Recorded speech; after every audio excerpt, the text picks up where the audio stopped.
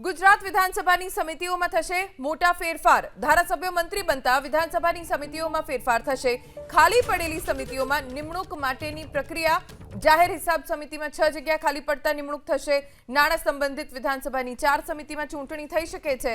અંદાજ સમિતિ, જાહેર હિસાબ સમિતિ, જાહેર સાહસોની સમિતિ, પંચાયતી રાજ સમિતિની ચૂંટણી થઈ શકે છે। જીતુ વાઘાણી મંત્રી બનતા જાહેર હિસાબ સમિતિના અધ્યક્ષની જગ્યા ખાલી પડી છે। આગામી સત્ર સુધી જીતુ વાઘાણીને જાહેર હિસાબ સમિતિના ચેરમેન તરીકે યથાવત રાખવાનો નિર્ણય લેવામાં આવ્યો છે। પ્રવીણ માળી, કાંતિ અમૃતિયા જાહેર હિસાબ સમિતિના સભ્યપદેથી દૂર થયા। અર્જુન મોઢવાડિયા મંત્રી બનતા જાહેર હિસાબ સમિતિના સભ્યપદેથી દૂર થયા। ઈશ્વરસિંહ પટેલ, નરેશ પટેલ મંત્રી બનતા જાહેર હિસાબ સમિતિના સભ્યપદેથી દૂર થયા। રમેશ કટારા મંત્રી બનતા જાહેર સાહસ સમિતિના સભ્યપદેથી દૂર થયા।